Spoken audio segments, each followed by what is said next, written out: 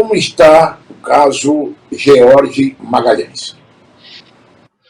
É um caso sigiloso, eu não posso dar maiores informações. O que eu posso dizer, sem ferir o sigilo inerente a este processo, é que houve um julgamento na Câmara Criminal e nesse julgamento, por 2 votos a 1, o recurso da defesa foi apenas parcialmente julgado procedente. Como a decisão não foi unânime, Gilmar, nasce para a defesa um outro recurso chamado embargos infringentes, e esse recurso foi interposto e será julgado pelo Pleno do Tribunal de Justiça.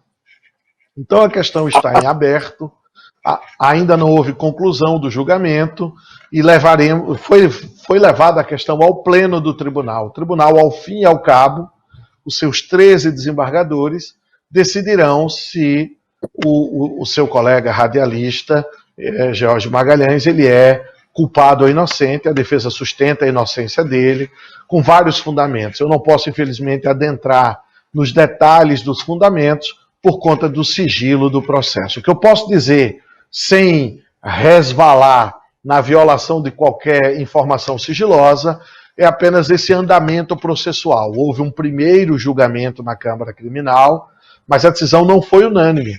Um voto de um desembargador, que inclusive é o atual presidente do tribunal, absolve o radialista, absolve completamente, diz que ele é inocente completamente. E isso deu ensejo a um novo recurso, porque o direito penal exige certeza para condenar, e não houve certeza na medida que foi uma decisão por maioria, 2-1. Nasce para a defesa um recurso específico chamado embargos infringentes. Esse recurso foi interposto e estamos aguardando a tramitação dele perante o Pleno do Tribunal de Justiça. Tecnicamente, o senhor já explicou, os embargos infringentes, ele é um recurso que pode ser interposto exatamente como foi, quando a decisão não é unânime. Segundo o desembargador, outro pela inocência de George Magalhães, a decisão não foi unânime. O senhor, então, recorreu aos embargos infringentes, que serão julgados pelo Pleno do Tribunal de Justiça de Sergipe.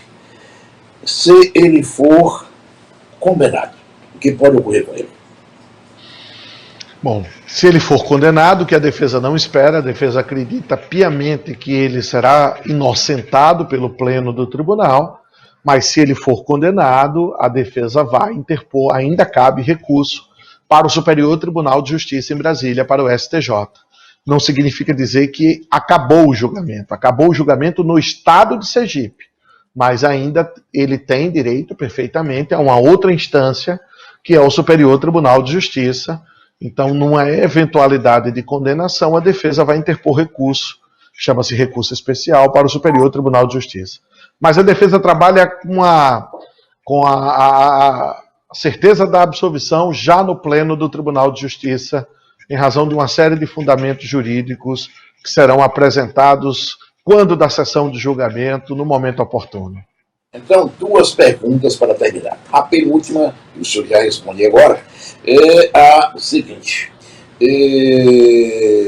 Na hipótese de ele ser, no Pleno do Tribunal de Justiça, condenado, já caberia a prisão ou só depois do julgamento final? Não caberia, porque o Supremo Tribunal Federal, numa decisão que, inclusive, o requerente era o presidente Lula, julgou conjuntamente várias demandas, inclusive 2 ações diretas de constitucionalidade, a DC 44 e a DC 45, e o Supremo reformou sua anterior decisão e agora não cabe mais a prisão em segunda instância, ou seja, a prisão agora só quando esgotados os recursos da defesa. Então não caberia a prisão numa eventual manutenção da condenação, o que, repito, a defesa não acredita. Mas não caberia a prisão, Gilmar, ele recorreria em liberdade até a superior instância, que seria o STJ em Brasília. Perfeito. Então, uma última pergunta. O caso George Magalhães. Por que o senhor diz que ele é inocente? Pode detalhar. Veja, como eu disse anteriormente, em razão do sigilo do processo, eu não posso revelar aqui o teor das provas.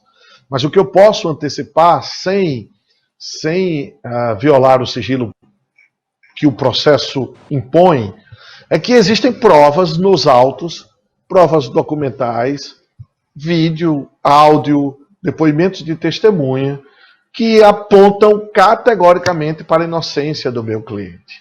Categoricamente. Então a defesa está muito tranquila e tem a certeza de que, quando o processo for apreciado pelos 13 desembargadores, conhecendo o judiciário sergipano, que é um judiciário de qualidade, de excelência técnica, um judiciário muito cauteloso, eu não tenho dúvidas que a análise criteriosa dessas provas levará à conclusão da absolvição. Agora, mais detalhes, como eu disse, infelizmente, eu não posso esmiuçar essas provas em razão do sigilo que é imposto pelo processo. Mas são as provas dos autos que levam a defesa a ter essa segurança na inocência do réu. Dentre essas provas, eu destaco documentos, a exemplo de laudos, eu destaco depoimentos de testemunhas, eu destaco vídeos e eu destaco áudios, eu destaco várias provas que foram produzidas no momento oportuno, estão no processo e que asseguram a inocência do réu.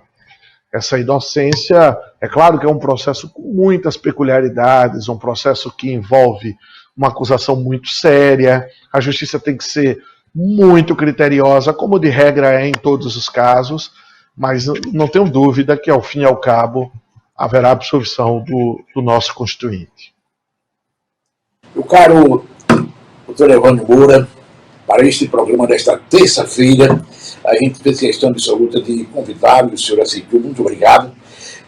Se tiver alguma mensagem final para detalhar aqui, fique à vontade.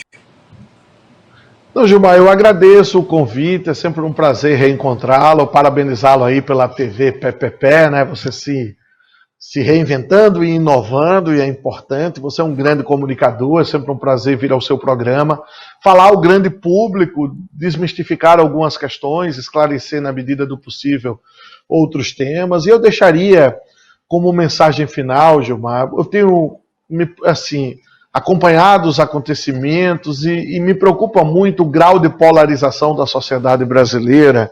E um tema que eu tenho estudado muito, será o tema do meu próximo livro, é a questão dos discursos de ódio, dos crimes de ódio, das ofensas. As pessoas não usam as redes sociais para se aproximarem, para se irmanarem, para divulgarem coisas producentes. Eu tenho percebido uma carga de polarização, de politização e um discurso de ódio muito grande. E isso é muito preocupante, porque isso ataca diretamente a democracia, isso ataca diretamente a cidadania, isso ataca diretamente a própria convivência humana e a civilidade humana.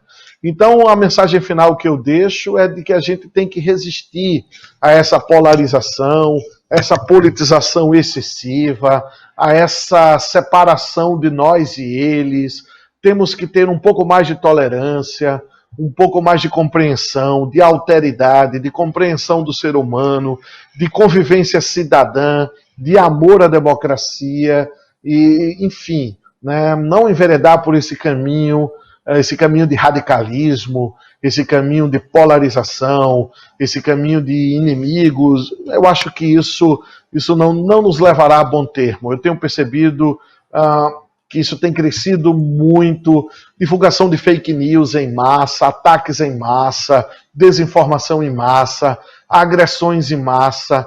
Esse, para mim, é o novo mal do século. Superada a pandemia, e felizmente estamos no caminho para superar a pandemia, vacinada a população, voltando a, digamos, a normalidade. Eu acho que o próximo grande tema que temos que enfrentar é esse tema de combater o discurso de ódio, combater essa polarização, combater a disseminação de fake news, combater a desinformação da população, desenvolver uma cultura cidadã, uma cultura democrática entre os indivíduos, e não uma cultura de adversidade, de inimizade. Isso não nos faz crescer enquanto ser humano e enquanto nação. Essa é a mensagem final, agradecendo o convite, parabenizando pelo seu programa, e dizer que é sempre um prazer muito grande participar e, enfim, conceder-lhe entrevista. Somos velhos amigos, né? Desde de muito tempo, você aí pontuando e pautando o jornalismo sergipano. Um abraço, muito obrigado, hein? Olha a todos, um abraço, muito obrigado. Amanhã tem mais uma lição da TV Pé. Tchau, tchau.